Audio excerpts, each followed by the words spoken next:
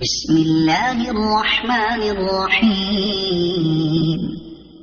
تبارك الذي بيده الملك وهو على كل شيء قدير، الذي خلق الموت والحياة ليبلوكم أيكم أحسن عملا وهو العزيز الغفور، الذي خلق 7 سماوات طباقا ما ترى في خلق الرحمن من تفاوت، فارجع البصر هل ترى من فطور، ثم ارجع البصر كرتين ينقلب إليك البصر خاسئا وهو حسير، ولقد زينا السماء الدنيا بمصابيح وجعلناها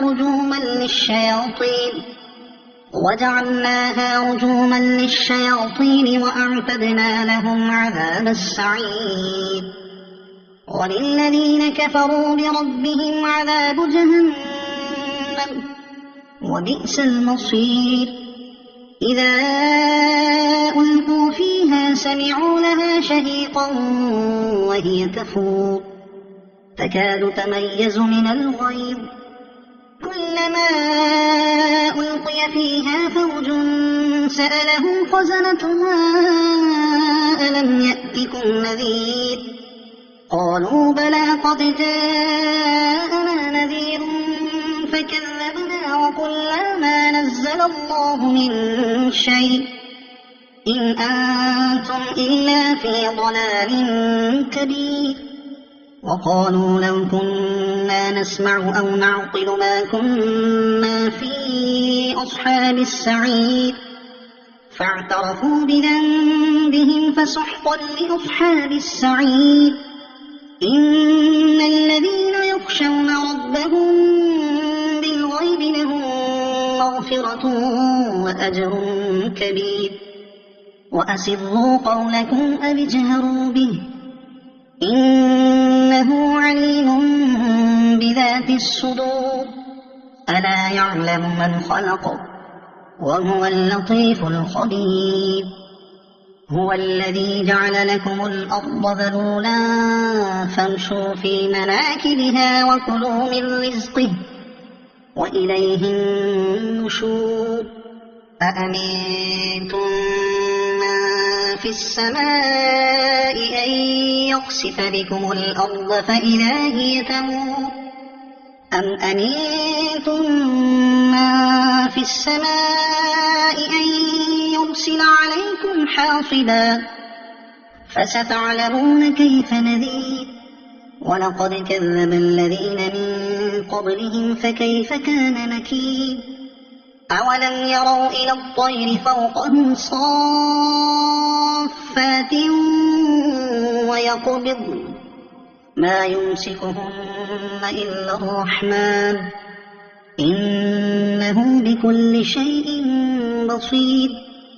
أمن هذا الذي هو جند لكم ينصركم من دون الرحمن إن الكافرون إلا في غرور.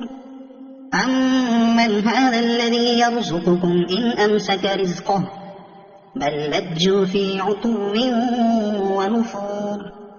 أفمن يمشي مكبا على وجهه أهدى أمن يمشي سويا على صراط مستقيم. قل هو الذي أنشأكم وجعل لكم السمع والأبصار والأفئدة قليلا ما تشكرون. قل هو الذي ذرأكم في الأرض وإليه تحشرون. ويقولون متى هذا الوعد إن كنتم صادقين. قل إنما العلم عند الله وإنما أنا نذير مبين.